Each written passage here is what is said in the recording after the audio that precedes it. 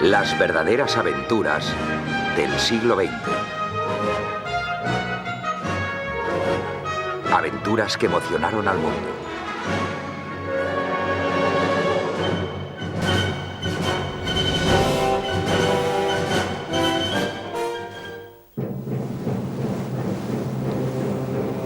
La batalla del Atlántico fue la campaña más larga de la Segunda Guerra Mundial. En ella lucharon principalmente los sumergibles alemanes contra las líneas marítimas que unían a Gran Bretaña con Norteamérica y con su imperio. Los submarinos realizaron su primer hundimiento el 3 de septiembre de 1939, el día en que Gran Bretaña y Francia declararon la guerra a Alemania. El último tuvo lugar el 7 de mayo de 1945, un día antes del final oficial de la guerra en Europa. Pero los buques de guerra de superficie alemanes también tomaron parte, en especial en los primeros años de la campaña. Y el peligro que representaban fue en ocasiones mayor que el de los submarinos. Dos barcos preocupaban especialmente a los británicos. Eran los poderosos acorazados Bismarck y Tirpitz.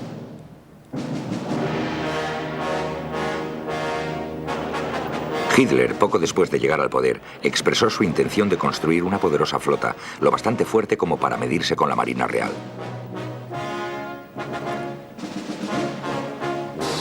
Sus almirantes, en especial Erich Raeder, al mando del almirantazgo, dudaron de que fuera buena idea, ya que creían que la función de la Marina alemana debía consistir en atacar el comercio británico, pero al fin llegaron a un compromiso. Aún así, el Plan Z, como se llamó al programa de expansión, era muy ambicioso y no se esperaba terminarlo hasta 1948. El plan incluía la construcción de 8 enormes y potentes acorazados.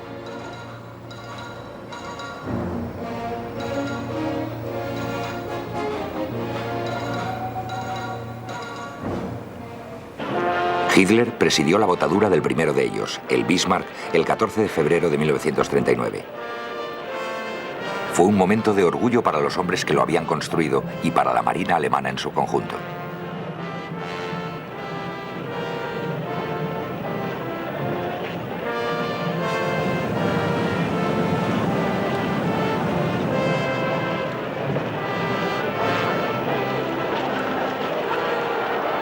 Dos meses después, un barco gemelo, el Tirpitz, salía también al agua por primera vez.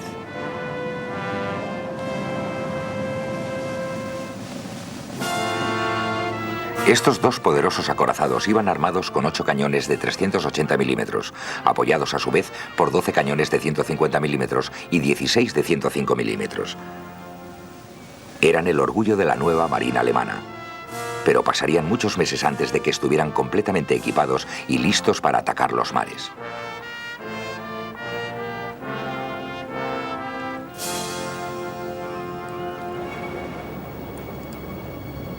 Cuando estalló la guerra en septiembre de 1939, había otros buques de guerra alemanes en el mar para perseguir a los barcos aliados.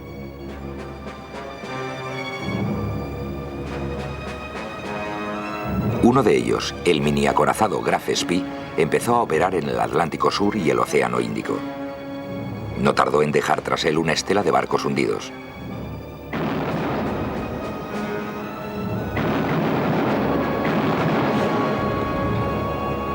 Fuerzas de 5 marinas aliadas fueron desplegadas para perseguirlo y acabar con sus hazañas en las líneas marítimas.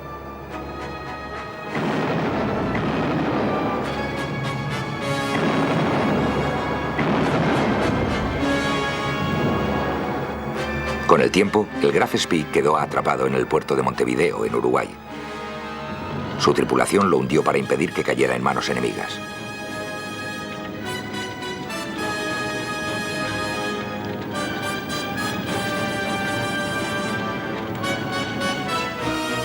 Para entonces, los cruceros de guerra Scharnhorst y Gneisenau se habían unido también a la batalla. Los submarinos también estaban en el mar, pero en ese momento eran demasiado pocos para que supusieran una seria amenaza.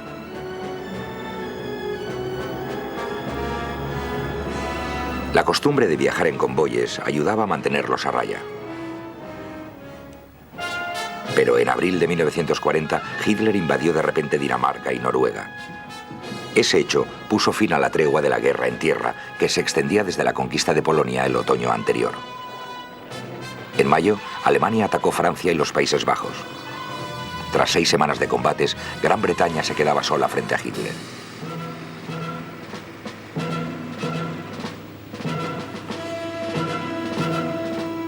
Esas 2 campañas produjeron una tregua en la batalla del Atlántico, pero esta no tardó en recrudecerse. Recrudecimiento que resultaba más fácil, puesto que los alemanes podían utilizar los puertos atlánticos franceses.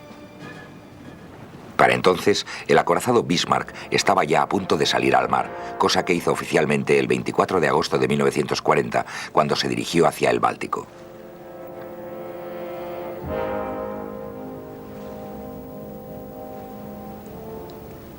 Allí se inició un periodo de entrenamiento intensivo destinado a formar a su tripulación de 2000 hombres, de modo que pudieran operar el barco con la máxima eficacia.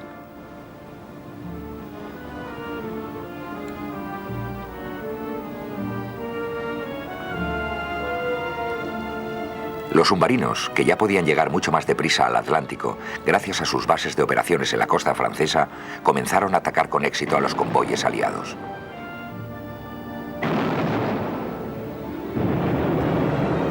Parte de su éxito se debió a la desesperada escasez de barcos escolta disponibles para proteger adecuadamente a los barcos mercantes.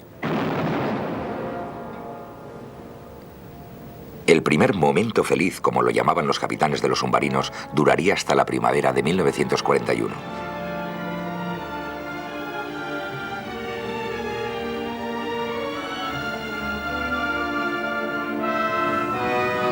Pero los barcos alemanes de superficie también participaron.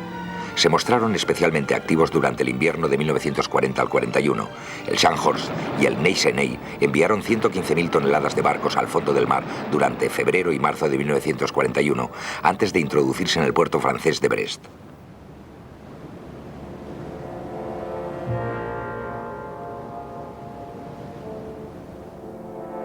El gran almirante alemán Erich Raeder, comandante supremo de la Marina, preparó entonces un plan ambicioso al que llamó Ejercicio del Rin. El Bismarck, acompañado por el crucero de guerra Prinz Eugen, saldría de Gdynia en dirección al Atlántico. El Scharnhorst y el Gneisenau zarparían simultáneamente de Brest. Los 2 grupos se reunirían para hacer estragos en las líneas marítimas. El almirante Günther Lütjens, un oficial muy capacitado, iría al mando de la fuerza. Había recibido la Cruz de Caballero durante la campaña de Noruega e iría embarcado en el Bismarck.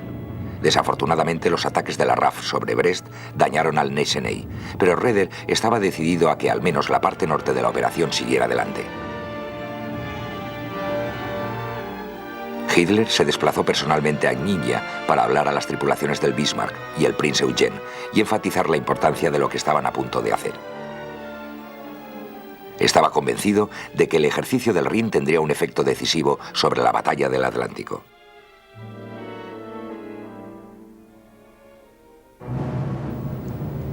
El 18 de mayo de 1941, el Bismarck y el Prinz Eugen se hicieron a la mar.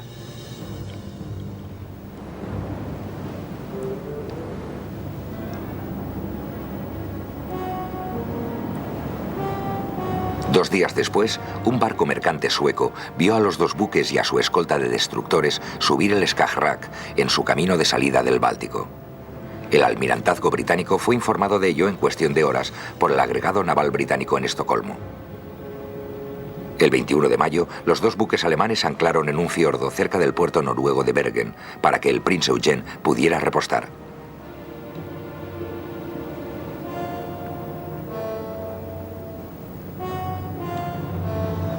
Se enviaron allí aviones de reconocimiento fotográfico de la RAF.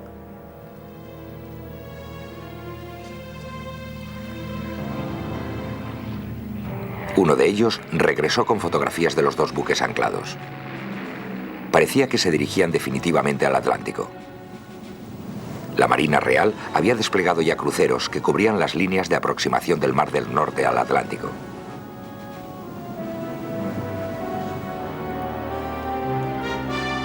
parte de la Flota Nacional Británica recibió orden de partir de su base principal de Scapa Flow, en las islas Orkney, y dirigirse hacia el estrecho de Dinamarca.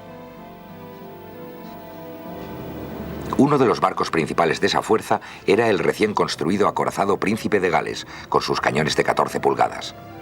Otro era el crucero Hood, Garfio. Cuando fue lanzado en agosto de 1918, sus cañones de 15 pulgadas y su velocidad superior a los 32 nudos hicieron que se le considerara como el buque de guerra británico más poderoso. Sus maniobras por todo el mundo habían confirmado su posición como orgullo de la Marina Real. El 22 de mayo, la RAF llevó a cabo más vuelos de reconocimiento para establecer si los barcos alemanes habían partido, pero la niebla les impidió confirmarlo. Un agente noruego transmitió entonces un mensaje de radio a Londres, en el que decía que 3 destructores alemanes habían llegado al puerto de Trondheim.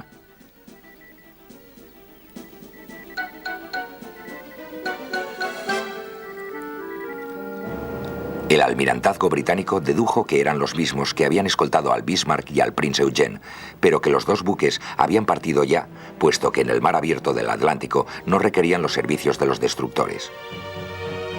El almirante al mando de la Flota Nacional Británica, Sir John Tovey, decidió pues hacerse enseguida al mar. Así lo hizo esa misma noche en el buque bandera Rey Jorge V y acompañado por el acorazado Repulse. Con ellos iba el portaaviones Victorious, que transportaba aviones Swordfish de torpedos.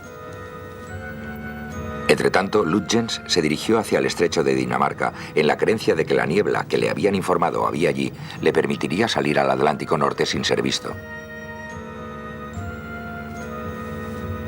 Sin embargo, allí estaban colocados 2 cruceros británicos, el Suffolk y el Norfolk, que divisaron al Bismarck y el Prince Eugen.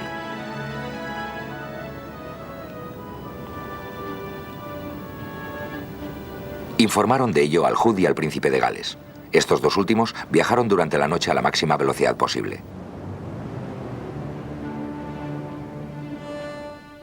El Bismarck y el Prince Eugen habían pasado ya el estrecho de Dinamarca y los 2 buques británicos los divisaron a las 6 de la mañana del día 23. Abrieron fuego de inmediato.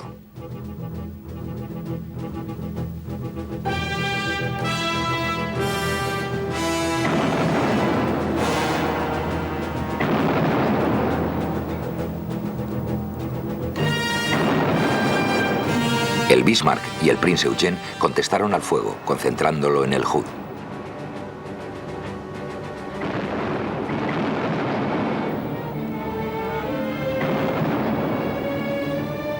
Una de las bombas del Prince Eugen alcanzó al Hood. Poco después, el Bismarck tomaba puntería.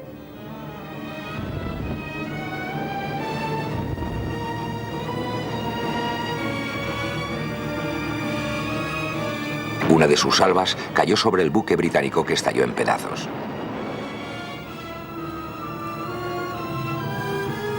Pero el Bismarck había sido también alcanzado y Lutyens decidió dirigirse a un puerto francés para repararlo. Aquella noche se separó del Prince Eugen en un intento por distraer al Príncipe de Gales y a los 2 cruceros que seguían al Bismarck. Estos, no obstante, no se dejaron engañar. El Prince Eugen llegó solo al puerto de Brest el 1 de junio. Entretanto, el almirante Tovey viajaba al oeste, hacia el estrecho de Dinamarca, con sus 2 acorazados y el portaaviones Victorious. Aquella misma noche del 23 de mayo empezaron a acercarse al Bismarck, que seguía viajando rumbo al sur. El Victorious lanzó sus aviones Swordfish, armados con torpedos. Uno alcanzó al buque alemán, pero no causó daños, y el empeoramiento de la visibilidad hizo que perdieran el contacto. Entonces consiguieron interceptar una transmisión de radio del Bismarck, lo que les permitió establecer una vez más su posición, que fue comunicada al almirante Tovey.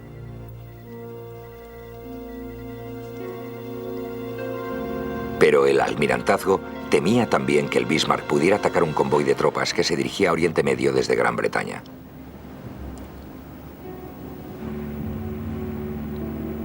Para protegerlo envió desde Gibraltar a la Fuerza H, formada por el portaaviones Ark Royal y el crucero Renown.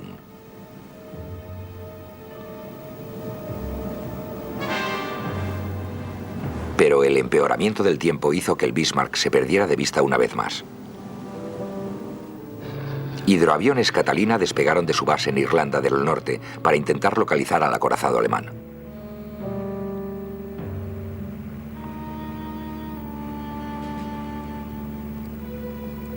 Al fin, el 26 de mayo, uno de los Catalina consiguió divisar al Bismarck.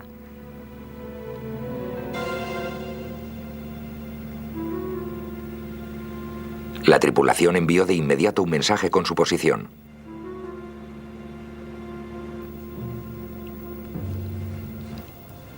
Los Swordfish del Ark Royal salieron para atacar al Bismarck.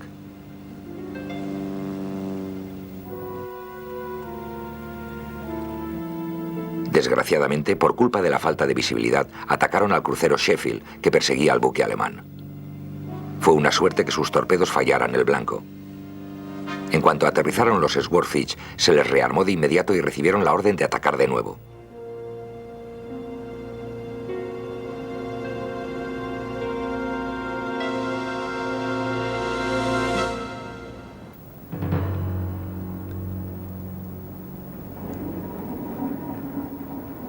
Despegaron ya casi al oscurecer.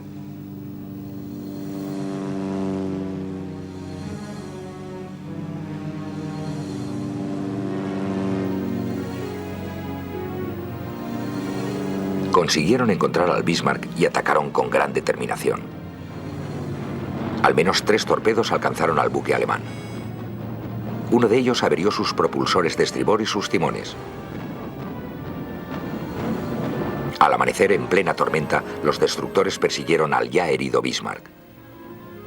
La única esperanza de su tripulación era que aviones alemanes destinados en Francia acudieran en su ayuda.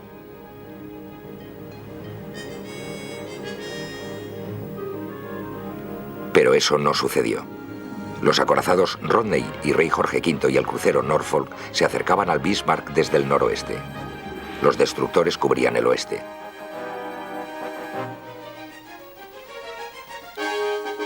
El crucero Dorsetshire se dirigía a cubrir el este después de separarse del convoy al que iba escoltando. El Renault, el Sheffield y el Ark Royal lo amenazaban desde el sur. El Bismarck estaba atrapado. Los primeros en acercarse al acorazado alemán fueron el Rey Jorge V y el Rodney, que se había unido a Toby la noche anterior.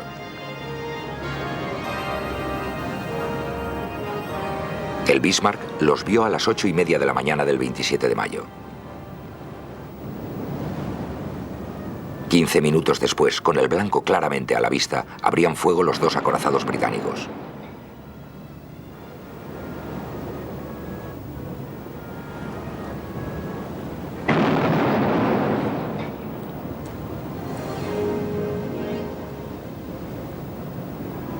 El Bismarck devolvió el fuego, pero aunque consiguió encuadrar al Rodney con repetidas salvas, no lo alcanzó con ninguna. A medida que empezaban a disparar más barcos británicos, la fuerza superior de su fuego comenzó a notarse.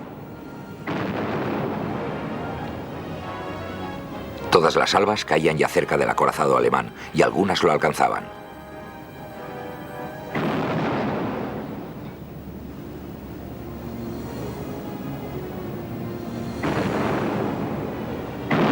El fuego comenzó a extenderse por el Bismarck y los barcos británicos se acercaron primero a 4 millas y luego a 3 mientras disparaban salva tras salva.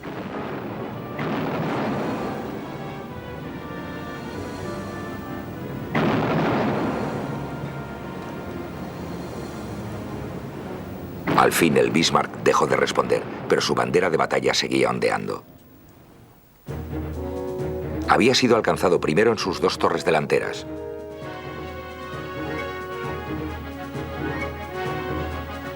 Después recibió un impacto en el puente. Al final fueron destruidas sus torres traseras. Había quedado reducido a una ruina en llamas y el crucero Dorsetshire recibió la orden de rematarlo con sus torpedos. El crucero disparó 2 torpedos y ambos alcanzaron al moribundo Bismarck. Fue el golpe de gracia.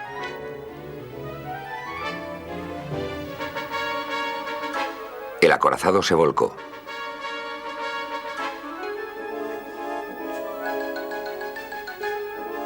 Luego quedó boca abajo.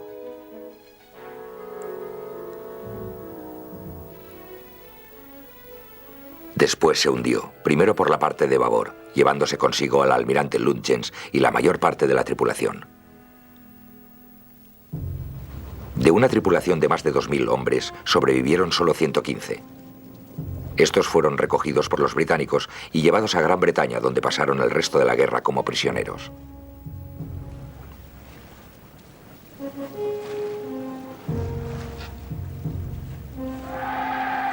Los buques británicos que habían tomado parte celebraron el hundimiento del Bismarck como una gran victoria. Era tal el peligro que representaba que la Marina Real tuvo que desplegar a sus barcos más poderosos para acabar con él. El buque gemelo del Bismarck, el Tirpitz, presentaría un peligro mucho más prolongado y preocupante. No salió al mar hasta febrero de 1941, pero nunca patrullaría el Atlántico. En realidad nunca dispararía sus cañones contra otro barco.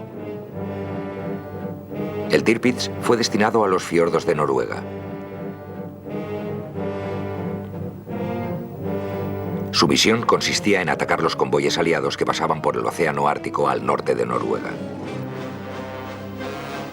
Esos convoyes transportaban armas y material de guerra a Rusia para ayudarla a mantener su titánica lucha contra Hitler.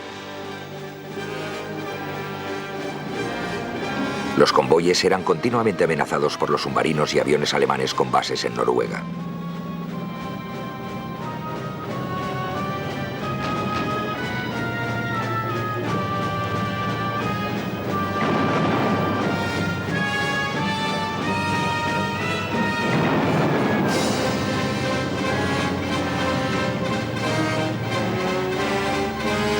Submarinos y aviones que infligieron graves pérdidas a algunos de los convoyes.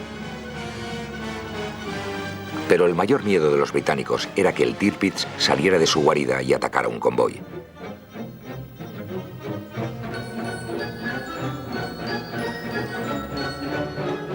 No era fácil contrarrestar su amenaza, ya que resultaba muy difícil acercarse al Tirpitz o a los demás barcos instalados en los fiordos. Se probaron varios métodos, incluidos los torpedos humanos llamados chariot, carros.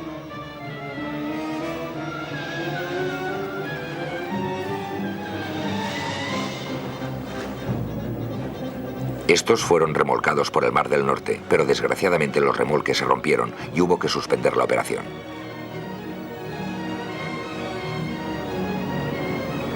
A continuación se utilizaron submarinos de bolsillo contra el Tirpitz. Estos causaron algún daño, pero se perdieron todos los submarinos.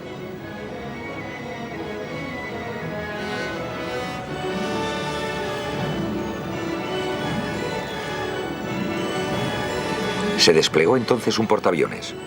Sus aviones causaron también algún daño al Tirpitz, pero nada que no pudiera repararse.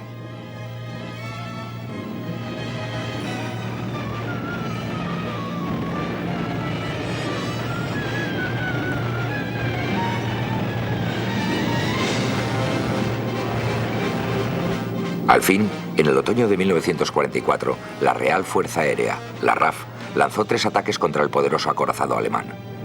Sus bombarderos Lancaster iban armados con bombas masivas de 12.000 libras.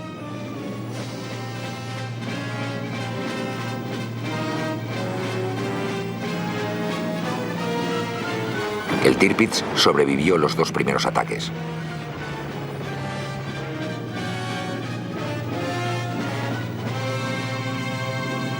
Pero el tercero, llevado a cabo el 12 de noviembre, resultó definitivo.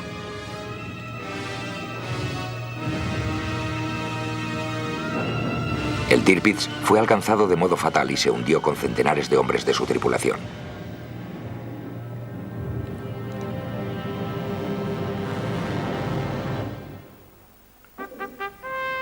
Así terminó el orgullo de la Marina alemana. Durante sus breves vidas, el Bismarck y el Tirpitz supusieron una amenaza para sus enemigos que pocos barcos en la historia han podido igualar. Sin embargo, ninguno cumplió las elevadas esperanzas puestas en ellos y ambos tuvieron un fin violento.